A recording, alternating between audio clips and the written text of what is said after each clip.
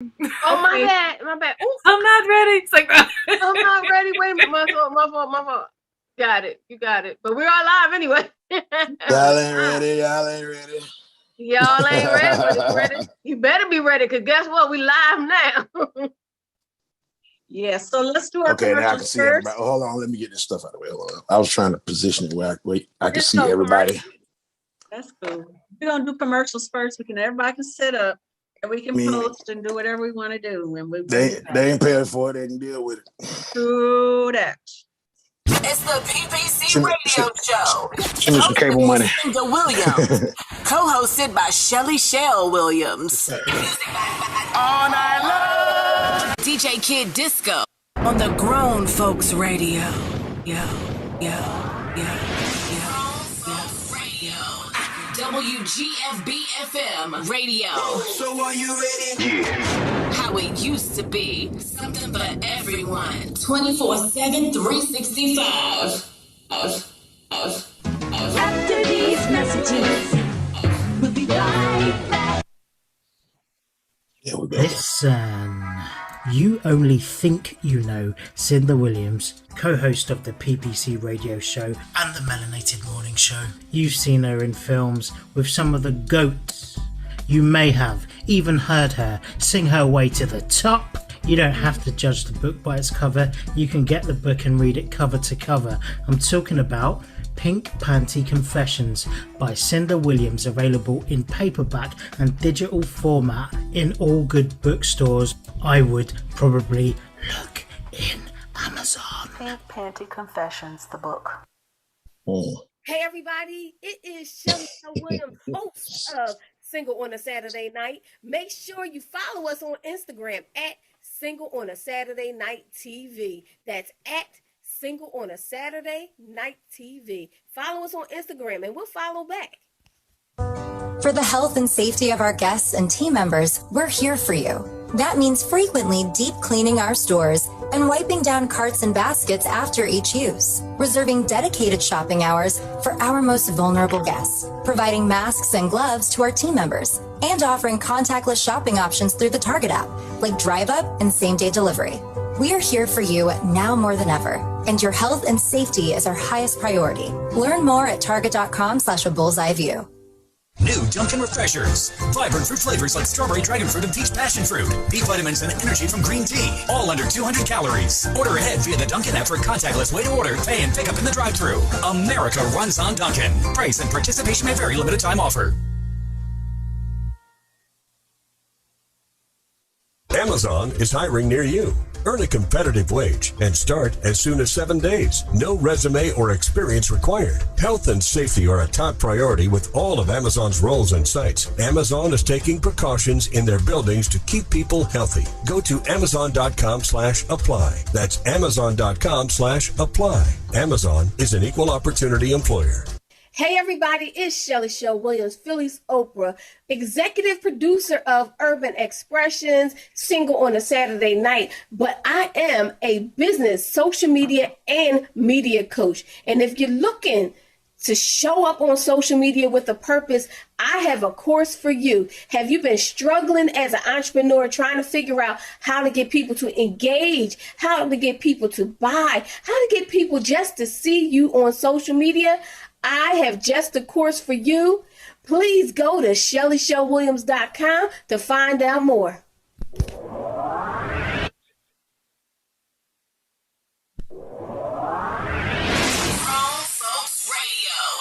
WGFB FM Radio. So are you ready? Yeah. How it used to be. Something for everyone. 24/7, 365. Yo, what's good? This is Tracy Lee, and you already know I gets down with the Get Down, man. Grown Folks Radio all day. Hi, everybody. This is Cinda Williams, and I am the co-host of the Melanated Morning Show and the host of the PPC Radio Show. And you are listening to Grown Folks Radio. Let me clear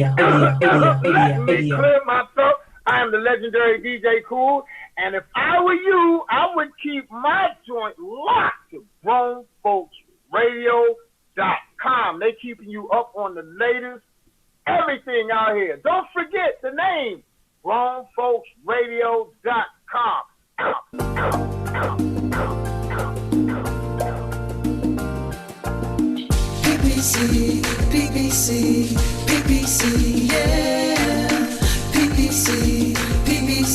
CPC, yeah.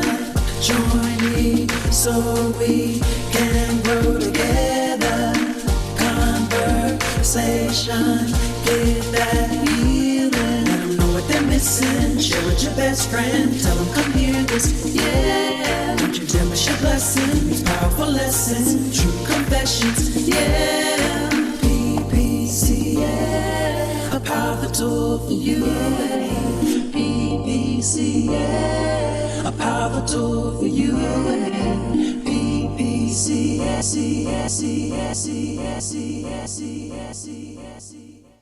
All right, everybody. Welcome to the PPC Radio Show. Welcome, Shelly Shell Williams. DJ Kid Disco, you need to come on out the black. Hi, everybody. We have a Over special. there, avataring it up, trying to hide. Up out of there. Yeah, come on out the black, man. We got a special guest today. We want to jump right in with him because it's not often that we get some hip hop royalty with us. Big Ruben, aka Ruben Bailey. He is known for his spoken word, his wonderful writing, his rapping. He is one of the first generation of the Dungeon family, and he has been around for about as long as I've been around. He's a little bit younger than me, but he is Can't be. Yeah, just a little bit.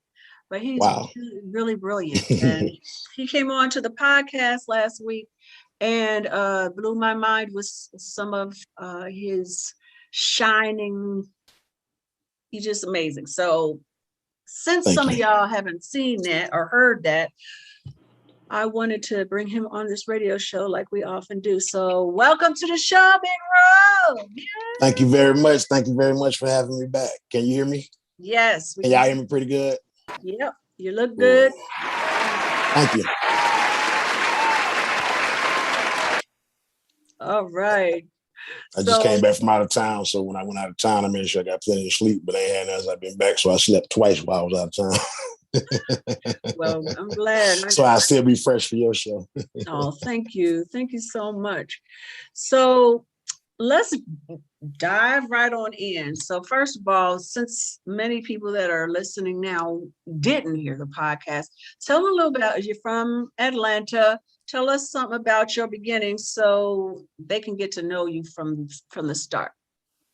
Born and raised in Southwest Atlanta, both my parents are originally from Georgia, so not Atlanta, but different parts of Georgia. So I'm pretty much a Georgia boy all the way.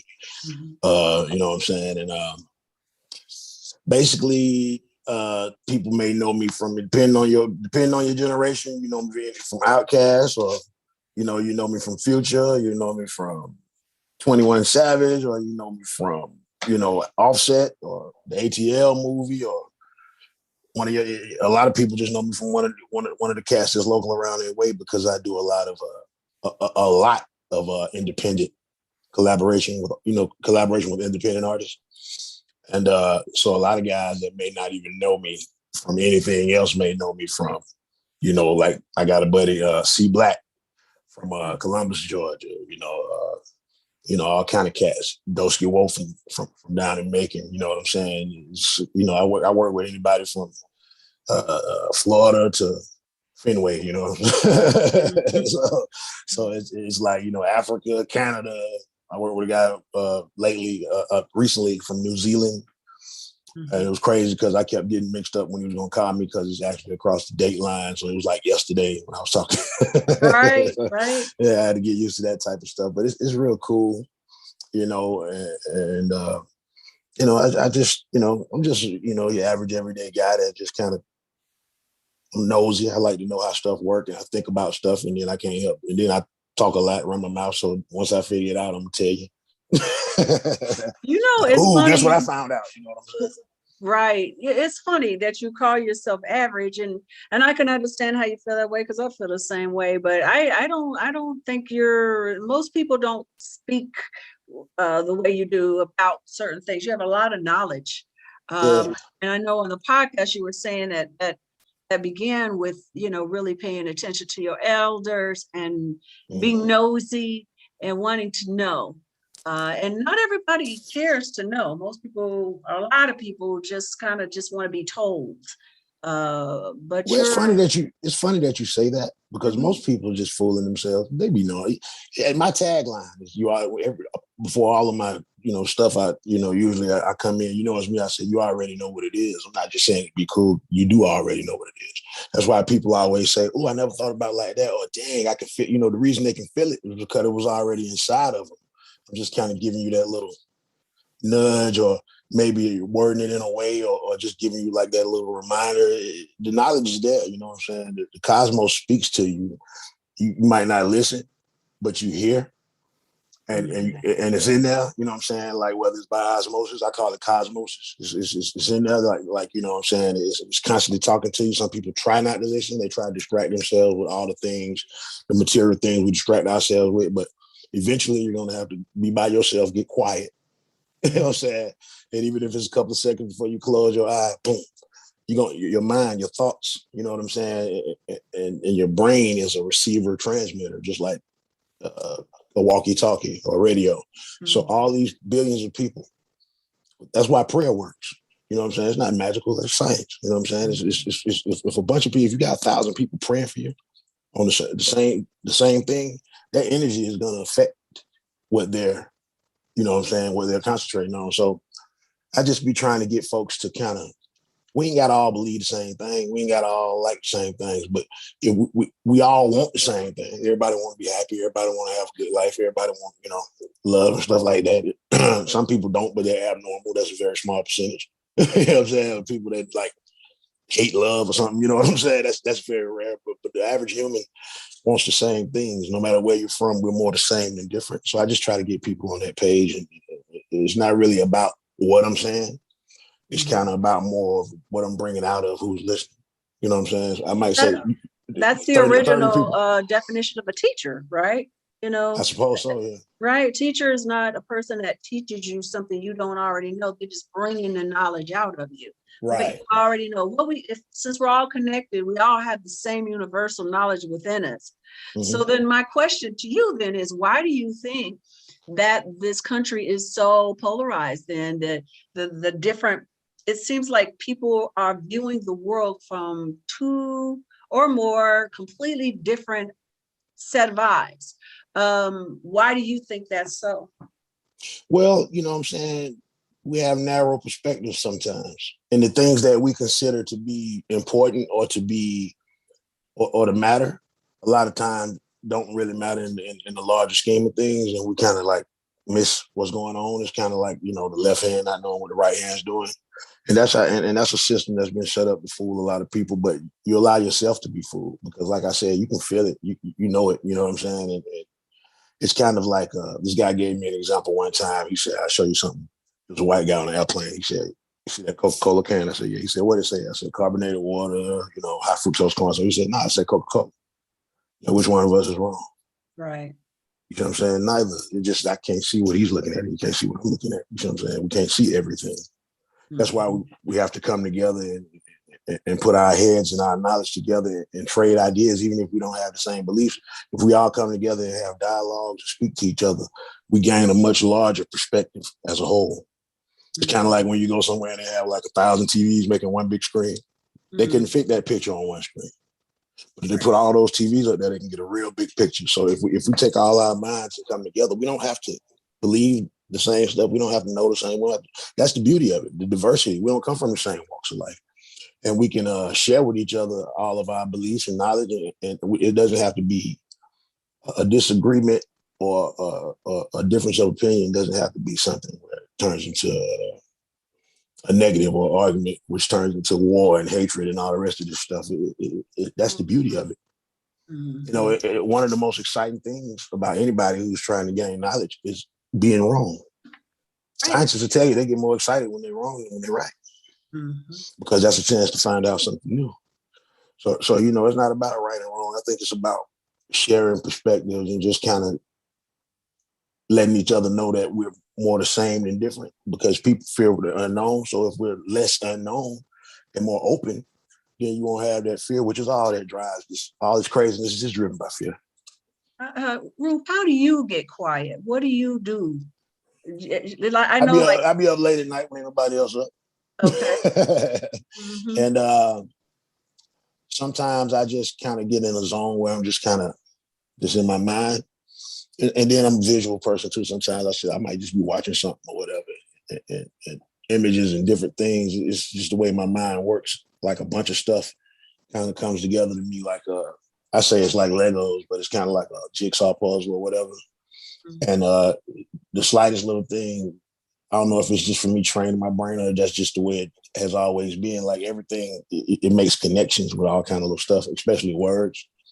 Because that's what I just kind of, I exercise that muscle. So I don't know, just as a visual, and even when I was coming up as a kid, I used to like to draw all the time, superheroes and stuff. I still do a little artwork, but it's like, I see everything. Like even when you talk to me and I hear the words, I see it. You know what I'm saying? It's kind of, it's weird. It's hard to explain. When I hear sounds, I see it. You know what I'm saying? You know, it's almost everything is visual.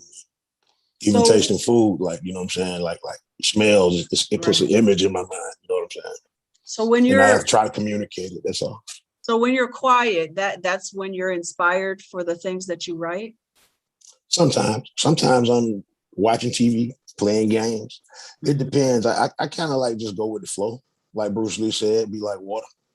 Water is one of the most powerful forces, but it's also easy and malleable. It's to fit anywhere and to manipulate and move around. But at the same time, it can, knock down mountains. But it's so easy to move it out the way because it's a flow. It's going to go where, anywhere.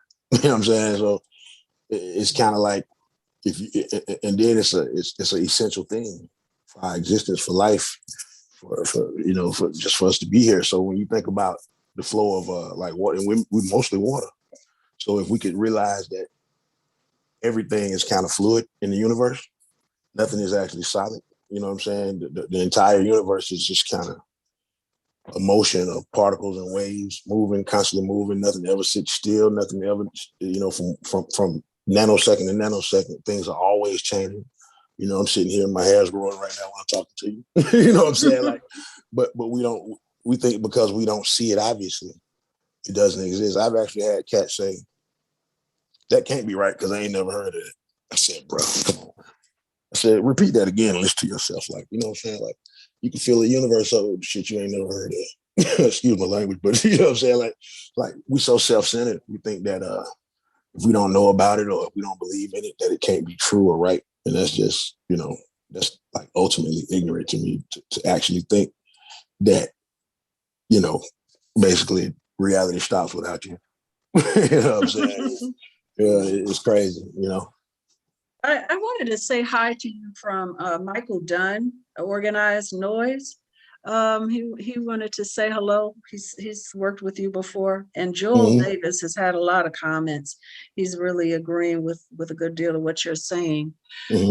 So when does music move you? Like, like for instance, with me, sometimes things just pop off in my head. Does music do that for you? All kinds of things. Music, just all types of stuff. It depends. You know what I'm saying? I like all types of music. I could just be listening to, I could listen to anything. It may be something that obscure, you may not even think, and it'll just give me a vibe. You know what I'm saying? It's never really like the music that I do.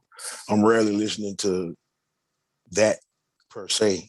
I listen to my stuff, but I'm saying I'm rarely listening to other cat stuff like that. You know what I'm saying? Like I listen to rock. I don't care anything. You know what I'm saying? Like as long as it sounds good, or I can just, sometimes I get a vibe just from hearing a noise. That's what I'm gonna say. You ever get a vibe from one day the faucet was leaking and it was just leaking in this dope way? I was like, oh, that's a beat. I'm not even in the producing nothing, but I was like, this is a dope beat. I recorded it. It was dumb, but I recorded it like, oh, I like this beat.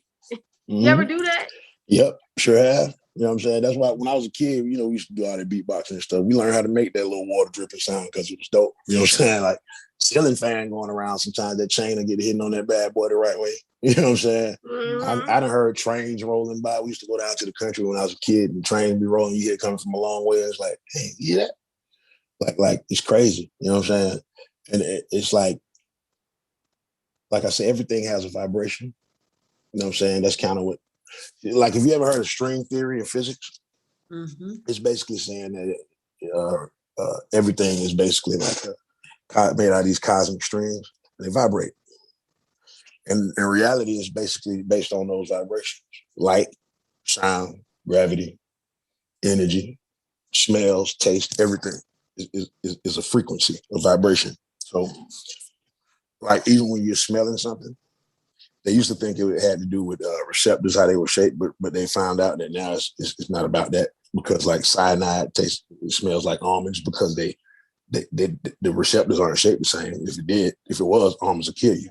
But when they looked at it on the quantum level to see them vibrate, they vibrate at the same frequency. That's why they smell the same.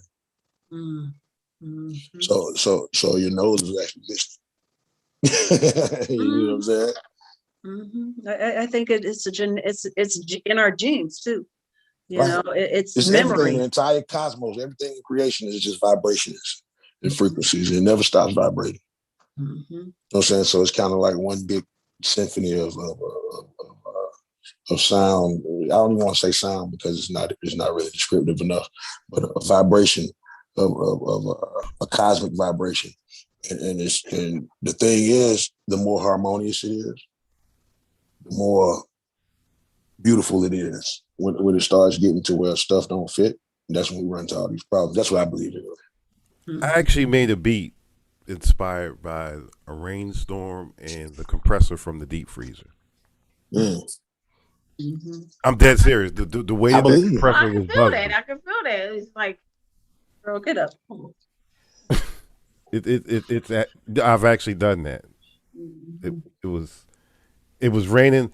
In fact, that was during the time when my peepers weren't doing that good, and I still had to make beats for you, girly at the bottom. And the rainstorm, just the way that the rain hit the ground, it just sounded like steak frying. And then just the way that the deep freezer was coming on, and I'm like, oh. So I go to the keyboard. I'm like, oh. This is Megan. Hi, Megan. She just gets here. Our MC Lyric is her stage name. I just wish she had heard what we were just talking about, because she can start studying stuff like this. She's in school. You know, she just graduated from. She's a music engineer, so she's been doing that. She does that, but she's also going back to school, having to do with. You tell them what. Basically the physics of music, the acoustic element, you know, in regards to like the waveforms, the frequencies, how our ears react to basically like the waveforms that travel from the stereo to us, or at least, you know, the sound, what's it called? Not the sound wave, the sound paths, you know. You know, you gotta go from the headphones to the DAW to the, you know, you got a signal path. And what I'm trying to do is not, I know the signal path, but how does it affect our brains? How does it affect us? How we can translate a certain emotion through sound when we create music, you know? It's exciting. I love that. So your brain is definitely affected by vibration. Even the ones you can't hear, there's low frequency sounds that you can't hear. They got sounds. The government right now been working on all kinds of technology. There's sounds that's too high or too low for you to hear, and they can still make you sick with it, or you know, make you feel a certain way. You can have a headache, or could go the other way. You get good feelings from it. You know what I'm saying? Sound is basically any frequency that comes in contact with your brain. You know what I'm saying? Your brain receives that frequency, it's gonna affect your mood. You know what I'm saying? That's light, sound, all of that. You know what I'm saying? And I think that's why music kind of affects us so much. And basically what we call sound is basically just compressed air. That's why you can't hear it if there's no air. Like when like you notice how when the room is closed off or opened up, it sounds different. The air gets compressed a certain way by the actual sound wave. And that's why you hear it. That's why stuff sounds different underwater. Sound travels further underwater, but we don't hear as good underwater because we don't, you know, that's not what our ears are made for. But the sound actually travels further in that medium. But without a medium, sound can't travel because sound is not actually how people think of it. Like, it's not actually coming out the speaker. The speaker is vibrating and compressing the air, and the air is vibrating your eardrum, and that's what makes your brain perceive what we call sound. Where sound doesn't travel in space. Right. Right. Because if it did, we'd all be deaf from the sun, because the sun is ridiculously loud. If you could hear it, it would be nothing. You wouldn't be able to hear nothing else. The same way you could barely see anything else. It's louder than it is bright. So if you could hear that, it would be bad. You know, it's funny because I've listened to some music, or I've started to listen to some music, or I've watched a commercial, or I've watched a movie, and I have felt off. I felt bad about it. And I didn't know why I felt that way. But I think it has to do with what you were talking about, how sometimes there are things that we can't recognize that are either under or above a place that we can receive, but we're still receiving it. Right. And sometimes it's not a good thing. And that's why I don't trust, when I feel bad about anything, it could be a cartoon, I turn it off right away. If it's a commercial that just make me feel off, I turn it off right away, because I don't know what it is, but I know something ain't right about it. Something's not That's right. crazy. That happened to me yesterday. It was a movie on, and I just kind of clicked on it, and somehow it started to make me feel bad. And I was like, all right, this is making me, something's happening. So I had to turn it off. I didn't know. I didn't realize this may be an energy. I just was like, something about this movie is freaking me out. It's making me feel bad. And it wasn't a bad movie. It was a woman, and she was just walking, and she just looked so sad, and something about her sadness was making me sad. I was like, I can't do it. Yeah, that wasn't the frequency you wanted to receive. That wasn't you wasn't trying to do that day. But it's weird because there's so many levels of it. Like, I tell people all the time, like, say if you wanted to make a song that was you trying to bring a happy feeling out of somebody, you can't record that while you're mad. You can't fake it, because even if you try to sound, when you record yourself, you're not just recording the sound per se. There's other energies and stuff that's getting recorded. It's just like if you cook with a negative vibe. I don't care if you're the best chef in the world. You might poison somebody just cooking, with a negative vibe. That's why they say you put love in it and stuff. That stuff is not like superstition. These are real energies, because we say the word matter, and then we make a definition for what matters is important. But matter is infinitesimally small part of the universe. Majority of it is energy, or it's ethereal or spiritual or whatever you want to call it, but it's not matter. Energy is actually more important than matter. That's what they're really coming out. The scientists are really making discoveries about how this quote unquote dark matter is everything. It's in everything. It's way more than what we consider matter. Yeah, the majority of the universe is not observed by what we call our five senses. You can't observe it with those senses. You have to observe it in another way and get on another level with it. You know what I'm saying? Because when it breaks down to it, even matter itself is just energy. It's just in another form. Okay, well, let's keep this rolling. But first, we're going to take a break. We do a break every half an hour.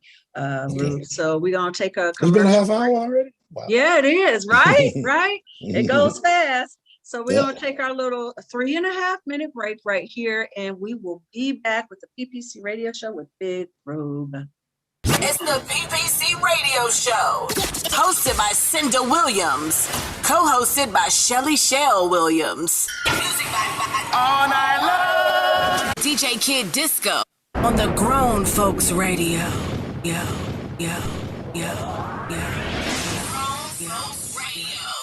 WGFB-FM Radio. So are you ready? Yeah. How it used to be. Something for everybody. 24/7, 365. After these messages, we'll be right back. I know you do. Yes. Hey, Facebook. We're still here. Yeah, we're still here. In case y'all didn't catch her name, this is MC Lyric, my sister, one of my baby sisters. She's not quite the youngest, but the next to youngest. And I was like, you got to come on the show today since I'm here in Illinois and meet Big Road. Yeah, she trying That's to do awesome. what you do. She's a writer too and a poet, spoken word. She does all that stuff. I was just up by you. You in Illinois right now? Mm-hmm. I was just in Wisconsin. I was just in Milwaukee. It's about 100 miles. Mm-hmm. Yeah, I was just up by that way. Yeah. Yeah, she Megan is doing her thing, and hopefully we get to work together.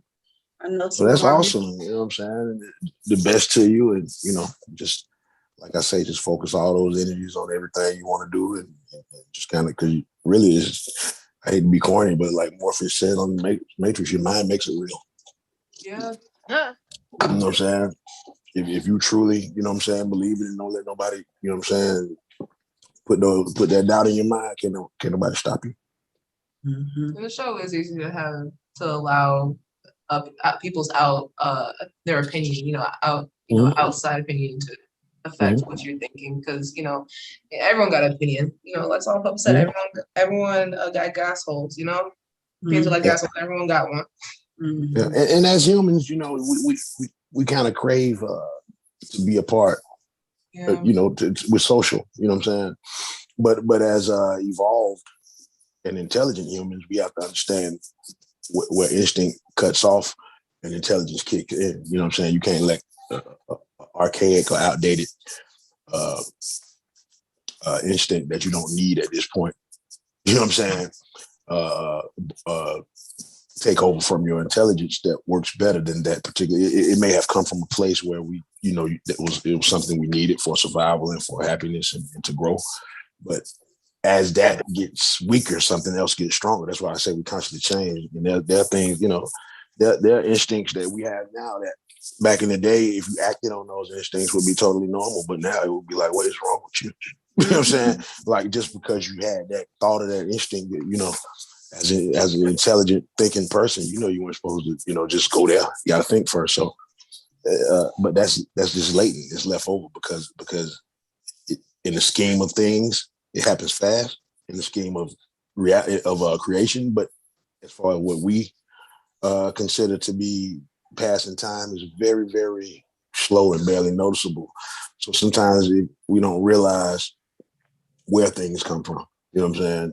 But if you just look at it logically, you know what I'm saying? Some things you'll realize aren't as important or as it's like certain. It's like you ever been like think about 5-10 years ago. It's the and things the that host was of the so important to PPC you. radio show, and you are listening to Grown Folks Radio. Let me clear myself. I am the legendary DJ Cool, and if I were you, I would keep my joint locked to GrownFolksRadio.com. They keeping you up on the latest everything out here. Don't forget the name, GrownFolksRadio.com.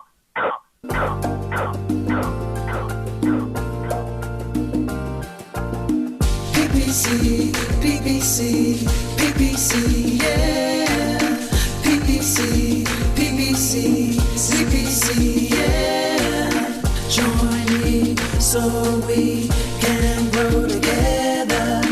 Contemplation, get that healing. Let them know what they're missing. Share with your best friend. Tell them come hear this, yeah. It's your blessing, it's powerful lessons, true confessions, yeah. PPC, yeah. A powerful tool for you. PPC, yeah. A powerful tool for you. PPC, All right, welcome back to the PPC Radio Show. Not everybody can hear what we're talking about during the commercials. Facebook was staying on. Talking about how there's leftover things in us, in our brains, that we remember that can hold us back because our lives have evolved, they've changed, and we've grown. And Rube, you were talking about how you were starting to tell a story about a situation where it would make sense to say have fear.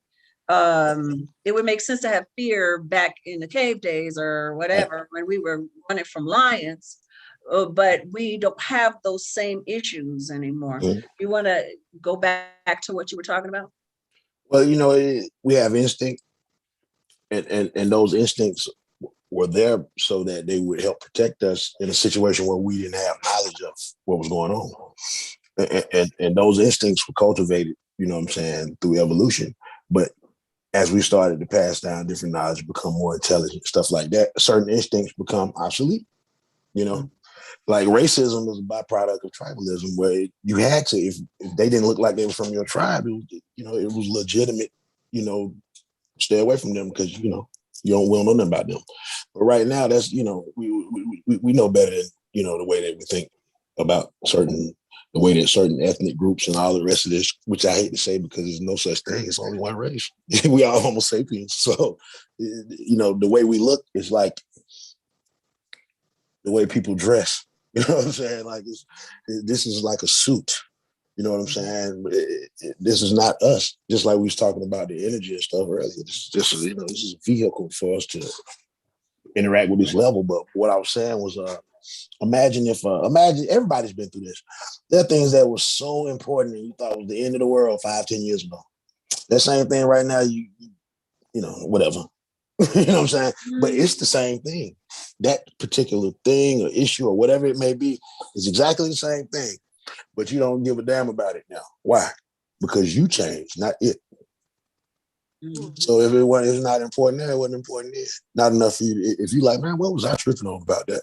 Yeah, what were you tripping on about that? But see, you grew here or changed here. So now that it wasn't important to you no more, it all of a sudden became not important, period. But the whole point was it was just your reaction anyway. So we decide, we choose to feel a certain way about certain things. Ain't nobody making you feel no certain way. You choose to feel that way about it. I know that, like for me, when I don't know why I was so terrified of talking to bill collectors say. It was like this deep fear in me, and I think people can relate to this, right? This deep fear in me, like this authority figure could do something to me. And it took me getting to the position where, I had a bad financial time some years ago, and I kept getting these calls, and I stopped being afraid. And I was like, what can they do? What can they do but harass me? They can't do nothing but talk. So I just, got to the point where I was like, hey, ain't got nothing for you. Bye. And the fear went away. So I had to learn through experience that was like something that didn't make any rational sense. It made no sense to be afraid of these people that were just calling me on the phone to yell and scream and cuss me out. That wasn't going to hurt me at all. But it took me experiencing life to realize that, Exactly. I was going to say, it was the reality of it was they could never do anything, but you had to make it real to yourself. And I think, I don't know if this is true. Maybe somebody do a study on it, but I believe that anxiety connects closer to actual fear the younger you are than it does as you grow older. Because basically that's just straight. I don't want to talk to you. Forget these folks. You know what I'm saying? But I think when you're younger, because of it may just be because of so parents can have an influence over kids. That may be where that instinct come from. I think anxiety for children or for real young adults is much more stressful than it is for older people. Right, because back in the day, used to say, tell them I'm not here. Tell the bill collector I'm not here. Tell them I'm not here. Isn't that what the parents used to do? And you'd be scared to do it. Here. You'd be like, man, you know what I'm saying? Like, it felt crazy, you know what I'm saying? But I don't know, it's kind of, they say innocence is just basically another word for ignorance, but you know what I'm saying? Like, I think that kids' minds, I think every single emotion is connected to the other one much more than it is as you get older and we learn to kind of, file this over here, file that over there, file that over there.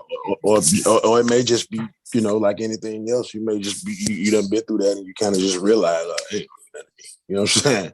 But, like when I was a kid, I'd rather face a nuclear explosion than my mama if I did something wrong. So, you know what I'm saying? So, obviously she's not more dangerous than a nuclear explosion, but in my mind, You know what I'm saying? So it's kind of, it's just, maybe that's, a thing like everything else that was crucial to our survival as a race.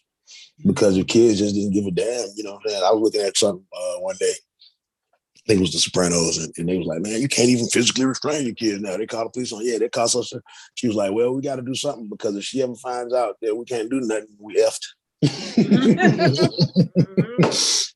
So, but it's kind of like, I just believe kids, like thoughts and stuff, are so much more real to them, and their imaginations and stuff. And it just kind of, I think those feelings connect deeper. So I think the anxiety or the stress of that, when you're younger, it's kind of, it ends up connecting to a fear. And then one day you be like, wait a minute, I feel fear about this. You know what I'm saying? Like, ain't nobody, like, I actually told a bill collector one time, because I told him, I was like, I'm prepared when I get blah, blah, blah. He's like, well, can't you call somebody and bar? I said, bro.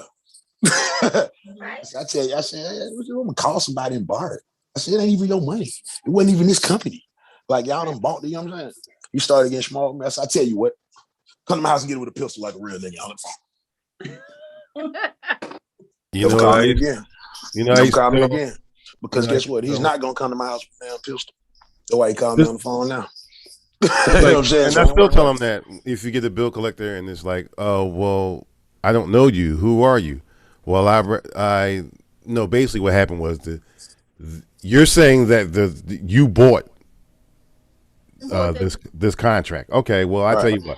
I did not make a deal with you, so when I get this together, I'll contact them directly, and I don't need to talk to you anymore whatsoever, because I didn't make any type of arrangements with you. Oh, you have to talk to me? No, I don't.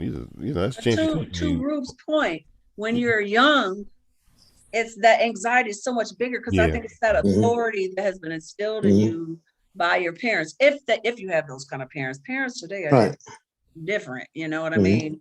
It's different kind of stuff, but that authority thing, when people call and say you owe, it's an authority. So that's where the fear comes from for me, because authority comes at me, I'm scared. I mean, I was terrified of my daddy. Okay. Right. And especially if you got something to lose, if you got something to lose, heard horror stories about people getting this took and that took and all that, Yeah, like, right. When your car get repossessed and that person calls you. Yeah, or you gotta go file chapter, whatever, or they make a judgment again, or they garnish your check, they take your bank account money. You done heard all and probably had some of it done. I have, but it's like, really, I'm like, man, I don't know. Exactly. I ain't clocked in since I was 18, so what you gonna do about it? It does not kill you. That's the thing. Because BMI ain't gonna give you nothing. It's an illusion. Yeah. BMI. That BMI not gonna do what? SAG after, none of them ain't gonna give you nothing. You can't garnish that. It's 1099 action, baby. You know what I'm saying? You gotta come get it from me. A judge can make a judgment and tell me to do it, but really, I can just walk out of there and act like I ain't here. To be honest with you, I don't need that car. I'll go get another one. because this cat's walking around owing millions. So before y'all come get me, I know you ain't stopping my house first. You know what I'm saying? Like, so, but it's not about not paying your debts. It's just sometimes people try to use, because they know this. This is things that these corporate people have studied and stuff. Like we was talking about earlier, it goes back to the colors and the sounds and stuff. They study that stuff. Just like when you go in restaurants, they use the color red all the time because it make you hungry. But fast food restaurants mix yellow in because yellow makes you not hungry. So they give you just enough yellow so you won't stay too long because they're trying to make some money. But the color red makes you hungry. Red lights make you angry.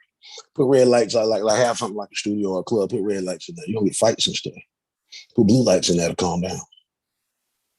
So it's like we're affected by so many things that we don't really put a conscious mind on, but we're conscious of it.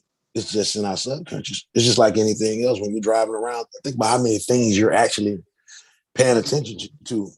But you're focusing on the whole, but not one thing. Because if you focus on one little thing, you're not going to see nothing else. So when you learn to drive, you learn to use your mind in a way where you get like a big picture.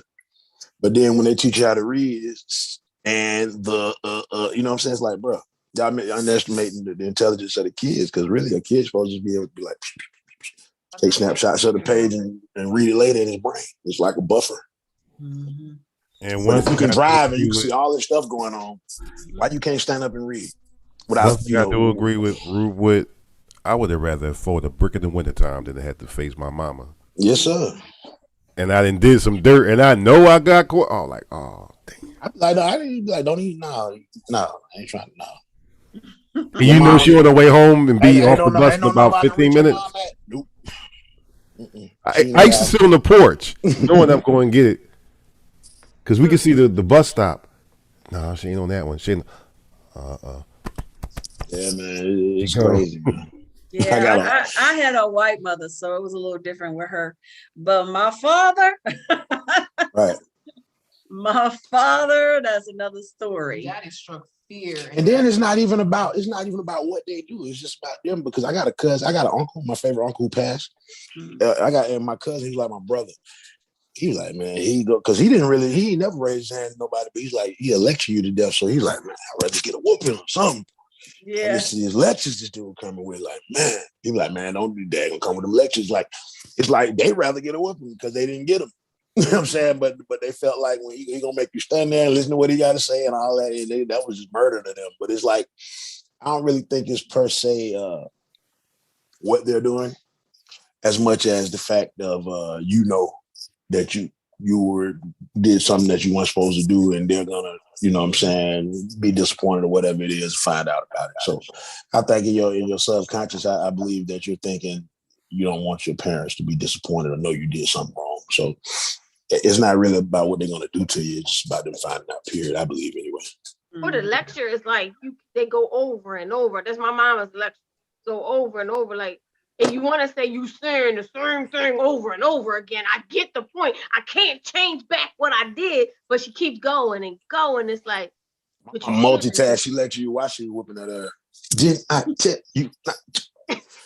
You better not say nothing. I ain't gonna do it. I know you ain't gonna, you know what I'm saying? So it make you like, man, goddamn. You know what I'm saying? So you getting the words and the, and the punishment and the extra, you know what I'm saying, taking the trash out and making y'all and all, she gonna break it all the way down for you.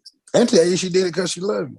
And the first thing she gonna say is, because when you get grown, it's gonna be way worse than that. They throw your ass in the jailhouse and blah blah blah. That's how she used to do it. She right though. Like, I know. Yeah, you damn right. She right. She right. They was right. Because she ain't ain't nobody, a regular butt whipping and little punishment ain't nothing compared to that, that taser, police dog or whatever, or a chokehold. Yeah, Diane said or gunshots. My daughter would agree with you. I lecture and make her write a report. That's what I would do. Yeah. What wait a minute, so there's homework from yeah, that's but what see, I bet that's started super doing. effective though. I was like, I ain't hitting words no when you more. have to write them down. It really sticks. Yeah, that's why if you ever want to memorize something, like you ever want to memorize like a song or a verse, write it down. It's something about writing it and seeing the words in print.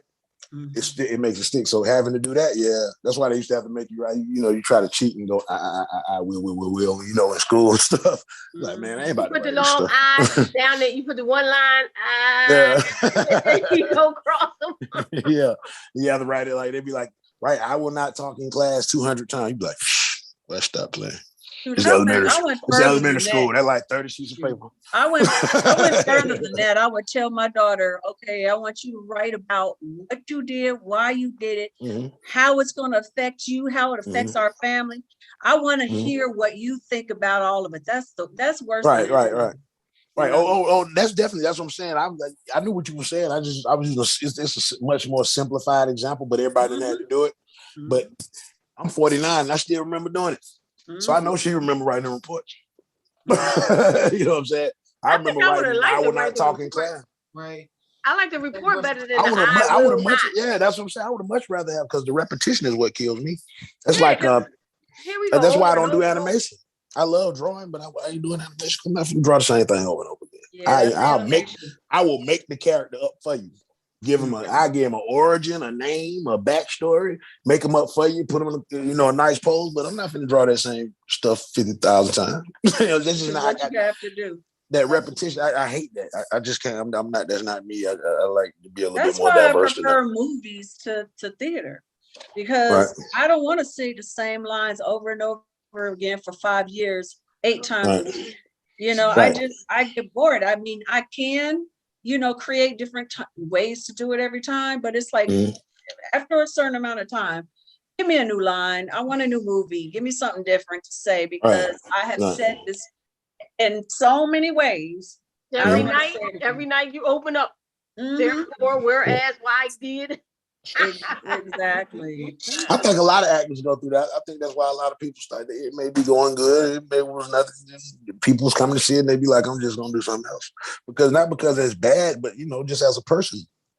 I think, again, instinctually, we want to constantly innovate and build, and not just, and not get, I guess the best word to say for it would be just plateaued, or, you know what I'm saying? Just getting a rut, you know what I'm saying? Just doing the same thing.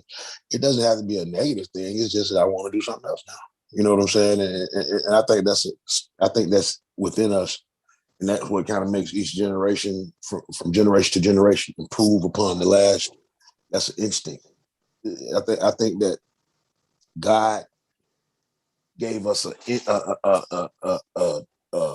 irresistible urge to reach for perfection, even though you can't attain it. So you'll never stop trying. So no matter how good you think something is, or no matter how advanced you are, or whatever, there's always going to be room for improvement. There'll never, ever be nothing else you can do. So you know what I'm saying? Since we've talked a lot about a lot, which is always my favorite thing, all this quantum physics and such. But I do want to ask you, I know that you've been around for a while, to also working with a lot of young artists. I heard one time I heard this Morgan Freeman thing. He was doing on 21 Savages, and I was like, oh my gosh, Morgan Freeman on 21 Savages. That's, so you know everything. You doing a little homework there. Yeah, so I'm like, is Morgan making this up? Because you think Morgan, so many people think he's quote unquote God. But then I did some research and I asked around, and I heard you had something to do with some of the things that were said. So you also, not only the writing that you do writing for other people and other projects too. Yeah, right? I mean, I'm a writer. So I write. If it's dealing with words, I write. I don't care what it is. I can write it. You know what I'm saying? It can be TV shows, short story. I don't care what it is. We using English. That's the only language I know so far. We using English, and you're talking about writing it. I can get it done. But yeah, most people don't realize. I mean, Morgan Freeman, he is on another level with it. But at the same time, he's an actor. Most actors don't write shit this time. Exactly. Usher me. It's a script. You know what I'm saying? There are some that do that may be writing and producing and all that, but then you don't see the credit up there. You know what I'm saying? Exactly. He's an actor. He's not just a voiceover actor. You know what I'm saying? He's an actual actor. So, when they had the idea to when Metro Boomin and 21 had the idea to do Morgan Freeman narrating the album, he said they started thinking, well, who's gonna get to write it? Because they knew they had somebody to write it. So it was like, get Big Rude to write it. So they called me and asked me about it one day. I was like, yeah, I write for Morgan Freeman, whatever. So and then I didn't hear nothing back from him for a couple of months, and then he got back to me and it was like, yeah, we just been putting everything together and structuring it, and we talked, and he told me it was funny because he was like, I can't really email a lot of this stuff because they was out of town and stuff. Can't really, send in stuff because now cats don't want to email stuff. So I just talked to him. He gave me he told me what the names of the songs was and what the songs was about. And that was how I wrote them. That's how I wrote the interludes for him. I didn't get a chance to hear none of that stuff before I wrote this stuff. I just had to go on him explaining to me what the themes and what the breakdown of everything was and the song titles, and I just made some notes. And then once I got an idea of what was going on, I kind of just, because I already like Morgan Freeman anyway, I kind of just went and refreshed myself on some Morgan Freeman. I watched like what he did, like the stuff like about the universe and stuff like that. Yeah. And I watched a couple more things, and just so I could have his cadence in my ear. And when I wrote it, it's still me, but I wrote it not for me. I wrote it in a way that I felt he may be able to put his own, I gave him room to be able to be him. You know what I'm saying? So That's So, a gift to be yeah, able that's to write that's the somebody thing about else's writing. voice. Yeah, that's the thing about writing. It's Mm-hmm. not that easy to write for yourself. You know what I'm saying? But it's a lot. But writing for yourself is just being you. But to still be you when you write for and still have it where they can be them. That's the trick. It's good to be able to write and people not even know that the person didn't write it. Like I write for people and people don't know it. It's like, and they're like, oh, that somebody's wife didn't even know that I was writing their stuff because it sounded like them. Because you're listening to them and you're putting it inside of you, and then it's writing, and it's like, wow, I could really sound like someone else. I listen to you long enough. And then they have to be skilled and they have to do their part to be able to sell it. You know what I'm saying? Mm-hmm. You know, as well. So, you have to kind of be discerning and who you don't like. If you can't be like way over here tightening your craft and then you just, you're working with ants because they're not going to, represent the Titans. So it's like you got to keep yourself, it's like still sharp and still. Like I used to tell people I could play Mortal Kombat real good. Like, let's play Mortal Kombat real. Like, nah. Like, it's like, ain't no point in me playing you. I'm going to be worse after I get to playing. You know what I'm saying? Like, it's like I weigh 300 pounds, go to the gym and lift 5 pounds. Nah, I got to challenge myself to actually gain something. Because if I don't, when I come up against somebody that is on the level that I used to be on, because I haven't been challenging myself, then I won't be able to compete with them. Well, how do you know what I'm saying? So it's quality over quantity. How do you hone your skills? By competing with myself and constantly making sure that I'm not letting. It's kind of like it's just quality control. It's like a chef. He's gonna make sure that if he's a good chef, that every plate that goes out is just as good or better than the last one. By making sure he has quality. If it's not good, take it for the trash.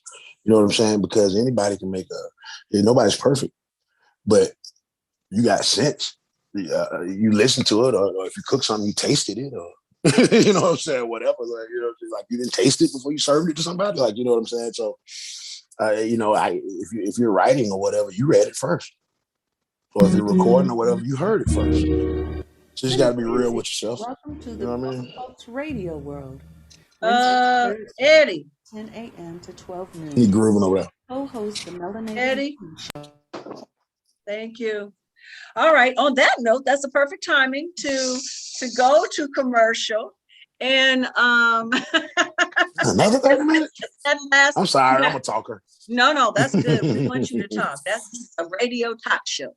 So we're gonna go to break one more time in this show, and we're gonna bring back Jenny Graham, who is our resident therapist for the show, and she's gonna give us some of her gems. We call them Jenny's gems based on what she's listened to since we've been talking. And then we will continue the conversation in 3.5 minutes. We will be right back. If you're with us, stay. Tell your friends, come on back. Awesome. Well, what I was trying to do got away from me, so. Okay. I'm sorry. Got away from you. Yeah, it got away from you. Yeah, in other words, I was getting a little bit too cool over here, trying to do too many things at once. You were sharpening yourself. You was actually on point because what you did was basically just showed a real world example of what I was just talking about. Like everything don't always come out like you planned, but guess what? Guess what? That was perfect. Imperfection can be perfect. So that was a perfect imperfection. We are. We're going to take a break, but we're going to take a visual break this time. We're going to check out the visual. Oh, I know what you're doing. I know. Exactly. Thank you, girl. I thought so. I thought you were signaling the break, and I thought you was trying to bring in that commercial. I know. I wasn't trying to signal the break, but that's just the way it turned out. But hey, it is what it is. All right, here we go. Let's make it visual. Yeah, that part. And I'm still trying to figure out how. Oh boy, I'm just messing. While he's doing it, we might say PPC radio show right here on the Grown Folks Radio. Big room in the building. MC Lyric, Cinda Williams. We got the musical people right here. Y'all can make a song right here, right now. Could I bet you could. I can't wait. I can't wait to write. I mean, I'm hoping that happens because you speak my language, you know. You speak my language, bro. And Yeah, we can make it. We can make it happen. Can you guys see the screen? I'm sorry. yeah, Yep. we can see it. There we go. Me for real talk, great guests, lot. Cinda Williams here, and welcome to the Grown Folks Radio World. Wednesday and Thursdays from 10 a.m. to 12 noon, I co-host the Melanated Morning Show with DJ Kid Disco. Wednesday afternoons from 2 to 4 Eastern, I host the PPC Radio Show with Shelly Shell Williams. Hey everybody, it's Shelly Shell Williams, Philly's Oprah. We got some important stuff to talk about. Fridays at noon Eastern, I present the PPC Podcast. It drops on Spotify, Anchor, Apple Podcasts, iTunes, and many more. Please join me for real talk, great guests, lots of laughs, and powerful, precious conversations that can fill your self-help treasure chest with gems. And don't forget to join the ladies of Grown Folks on Melanated After Dark every second Monday of the month. Right. Good job, Baz. Awesome. Baz is crazy. So it's only a minute break today? No, on that note, we'll be back in No, this is the player in the family right here. Hey, this how he... What was that? Steve Harvey. Sound like Steve Harvey. Look, he about to get some motivation up in this joint. All right, Eddie. Take us out in a minute. Steve Harvey tripping me out on Family Feud. Like one time somebody said something so dumb, he looked at him like, for real, folk. He said, that ain't gonna be up there. If that's up there, it was up there. He just threw the cards down there. He's like, I quit. He said, I can't believe that was up there. Always one dumb answer that no one would get that's on the board. Right. Well, I mean, you know, they didn't say these are smart. They said we asked a certain amount of people, so they don't tell them what's up there sometimes. Exactly. Yeah, I'm telling. And it be the craziest stuff. But I think one of my favorite shows to watch. That one makes me happy. Especially with him posting it. Yeah. He said he asked the dude one time. He said, "Name a word that usually comes after pork." You know, people was like chops or whatever. He said cupine. Steve Harvey laughed about that the whole. He was like, hold on. He said cupine. Like he was like for real about that. Like I can't believe this dude just said that. But it was kind of funny to me because it's like your mind is like. It's like a lot of people say that was stupid, but really it's kind of ingenious for his brain to go straight to that. It is hilarious. Or that old show, I can't remember. It was like Password or something. And they were like, Joe. And the guy goes, knob, Go knob.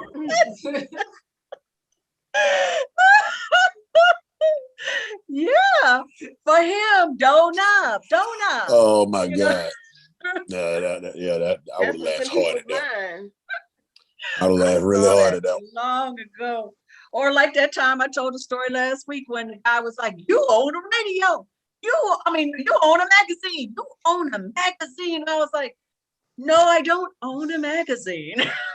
It's like, you own a magazine. You had to go show me. I was like, oh, okay, I got it. Yeah. I got it. You was trying to say you're on a magazine. Yes. But Yes. But people be sorry for your loss and all kind of stuff. So it is what it is. Right, sorry for your loss. It's more about it's more about the sentiment. If somebody is being sincere, I ain't gonna do them like that. But it do be funny though, like because my girl sent me something earlier that was somebody put, because people be trying to be smart on social media so much that it be dumb. Mm-hmm. She was like, "What's wrong with this right here?" I said, "Well, first of all, she need to put a question mark after that question, and then she need to spell delusional with an E and not dill pickle illusional." You know what I'm saying? Why you calling other people out? You know what I'm saying? At least spell check your joint. You did it on a smartphone, but smartphone make dumb people sometimes. Oh my God! Because I can tell you telephone numbers from when I was 12, and I can barely tell you mine now. I can't tell nobody's number now. The only reason I know my number is from telling people my number. But I can tell you. But when I was in high school and stuff like that, I don't care how many friends. I can tell you every single one of my friends' number off the top of my head because you have no choice. I can tell you the number. I can tell you my house number from when I was 8 years old. Right now. Me too. Yes. But I can't tell you not. But I Kingdra. can't tell you not one of my friends' numbers hardly by heart in my phone. One or two of them maybe. Stop Very using few. that part of the brain. Right. Well, not just that. You ain't looked at it. You looking at We're the not name. looking at it. All we You doing is just pushing the name and the thing. We just pushing the name. and now you just say you tell it to call them. But like you said, if you looking at their name and never look at the number, Y'all better than me. I'm paranoid. you just didn't study it. You didn't read it. You didn't look at it. So there's no way for you to really memorize it. You know their name. But if you stuck without your phone, you can't call nobody. I am the legendary DJ Cool, and if I were you, I would keep my joint locked to GrownFolksRadio.com. They keeping you up on the latest everything out here. Don't forget the name, GrownFolksRadio.com. It's the PPC Radio Show, hosted by Cinda Williams, co-hosted by Shelly Shell Williams. Music all night long. DJ Kid Disco on the Grown Folks Radio. Yeah. Welcome back to the PPC Radio Show. We have been having a brilliant conversation with our guest, Big Rube. My sister is with us, MC Lyric, and Shelly Shell, and DJ Kid Disco. We are all back, but now we are so excited to get Jenny Graham's gems. I cannot wait to hear what she has summed up about all this conversation.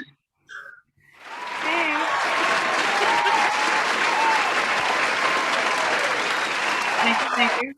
We got to applause. She was waiting for her gems, though. She was waiting for her gems. Like, yeah, where's my little twinkle sound I'm supposed to get for that? Hey, that's a good idea. We got to do that. Yeah, that came up randomly on the show. He did it before. Yeah. Anyway. I threw that one away. I'm sorry. That's okay. Still love ya. Hey everyone. So it's been so first things first, like energy. My energy is low today, and like even before we got on, y'all could tell. Y'all know what my energy is usually like. So I've been trying to sit and be still and connect with myself and my spirit to get my energy levels, so I can show up. But yeah, I totally agree about like everything is a vibration. Like so much more than we pay attention to or recognize, like our emotions, the connections that we have. Even I like to say, how people be like, oh, you're not on my level. We on different levels. I like to say people are tuned into different frequencies because, it's not about like higher or lower level necessarily, but if you tuned in different, just like even the whole like steel sharpen steel, like we're not tuned into the same frequency. We literally are not going the same direction. So, you got to really pick your tribe based on that. And like, for me, I think a lot of times being tuned in and like that frequency has a lot to do with what I value, and so I loved so much what you were saying about like those intersections with diversity, because like we live in a society that is so focused on separations and differences that we forget that at the same time. So like, don't diminish that we have cultural differences, but at the same time, there is a collective thread of humanity that connects all of us. And it's not one or the other, it's both. And sometimes we forget that because there are a lot of people who will be tuned into the same frequencies and have some of the same values. And it doesn't mean that their actions and how they go about achieving those values or living their values are exactly the same as yours. But it doesn't mean that they don't share the same values and are on the same path. Because I feel like I'm not going to go too soapboxy on that one, but I feel like a lot of times with a lot of activism work, people get so caught up and we have to be doing the same exact thing and think the same exact way about it without realizing, okay, there are so many lanes to like revolution and justice. Like we actually need everybody to be focused on something slightly different because all that stuff works together. But that would take me on an entire tangent, so I'm not going to go deep into that. But yeah, love the thing about the energy and the diversity. And then I was also thinking about what you said about like instinct. And you're right. Like so many times people like, they'll like say that they're doing something in response to an instinct. And like as human beings, like we are programmed for survival. And so if we don't really take time to understand like where did this instinct come from, or why am I choosing this action? Why do I have this response to this person? Why do I have this response to this experience? Without it taking the time to examine that stuff, you're just going through life being reactive. You're not choosing anything. You're just responding and reacting to everything. And like a lot of times too, there's a whole lot of people out here who are like, oh, my intuition said this. That might not be your intuition. That might be your trauma patterns. And that's another thing that people forget too, is because, you know, that gut instinct could feel a lot like your trauma responses. Because once again, if we're geared towards survival and protection, if there's something that we are experiencing that reminds us of another experience, regardless of if that's happening in that moment, we're going to respond based on that past experience and disconnect from a situation that might actually be helpful for us to connect to. But once again, if we're not doing that healing work, if we're not engaging in self-reflection, we're not going to recognize that. And there are going to be so many missed opportunities in life. So important to really like to take that time to understand, because like, you know, you mentioned something about like choosing our feelings. And so I do subtly disagree about how we can choose our feelings, but I think it's important to recognize what our feelings are, because our feelings are sources of information, and they're actually letting us know what we think and what we believe about people and situations. So we can choose like our thoughts though about like what do I think about this person? What do I believe? Like we do have the power to choose those things, and that will shift our emotional responses to stuff. But once again, we got to start to pay attention to how we feel about things, because we don't really live in a society. I think things are shifting where we're focusing a little bit more on what we feel, but like literally your emotions are simply responses to people, experiences, situations, and they are sources of information. So, you know, the more information that we can gather from that, the more empowered we can be to change our thoughts, to change our beliefs. But we also have to be open and willing to change them. We have to be able to question them, because a lot of times we are just given certain beliefs as children, like from the adults around us, from society, and people don't question that stuff. And you're like, well, this is what I believe. And it's like, why do you believe that? Where did you learn that? And like you're talking about racism is learned. Granted, there's a lot of inherent stuff, but there are patterns that have been replicated based on behavior and action. And no matter who you are, if you live in America, you replicate some type of form of racism in some kind of way, or some type of racial discrimination. Until we take the time, was that the twinkle? until you take the time to really question, like, where did I, like, especially when it comes to like racism, where did you learn that information about this other racial group or ethnic group? You know, who taught you that? Why do you believe that? What is your personal experience? Is your experience based on a personal experience? Is it based on something you saw on TV? Is it based on something you read? Are you generalizing an entire group of people based on one experience that you had, or a couple of experiences that you've had? So, you know, we need to take time to question what we believe, and then recognize, like, what I believe, is that actually in alignment with what I value and what I want out of life? Because once again, people just moving through the world, and like we can say that we believe in certain things, but our actions, our behaviors don't always match those things, or don't always match the things that we value. And then the last little nugget I have over here was about the anxiety stuff. So I both agree and disagree with you, Rube, on the anxiety and how that impacts children. So like children are innocent, you know, and children do feel deeply. You know, we can learn so much from children, because children authentically are connected to what they feel. And most times, unless they are shut down by adults, which happens often, most times children are very free and comfortable to share, like, this is how I feel, this is how I think, this is what I want, this is what I don't want. We act as adults, we actually need to tap more into that childlike aspects of ourselves to be our most authentic selves, and to really like make choices in our lives that are going to really be most fulfilling. But when it comes to anxiety, like, so I think that like a lot of children end up learning anxious behavior patterns from the adults in their lives, because children learn things based on what they're told, but we also learn things based on what we see. So that combination of like observed behavior and what we're being told, we absorb all of that stuff. So, you know, if we're engaging with a parent who's very anxious, we're going to absorb that energy, once again, go back to vibration, and we're going to engage with the world based on that type of energy. But like anxiety typically has a lot to do, and I see it actually, I do see a lot of young people. I want to say, unfortunately, I see a lot of millennials that are very identified with anxiety. Like, even if you have an anxiety disorder, that is not your identity. Anxiety is an emotion, and an anxiety disorder is a collection of symptoms related to the emotion of anxiety as it connects to different life experiences. We agree 100%. That's what I was saying. Like, I wasn't saying naturally. I'm saying kids basically nowadays. Yeah, no, I agreed with all of that. The one thing I disagree with is, or just like where anxiety comes from, is typically two different things. One is a lack of acceptance.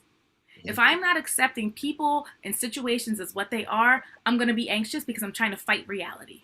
Right? And when I'm trying to fight reality, I'm denying and invalidating my own experience. I'm denying and invalidating my own responses to things.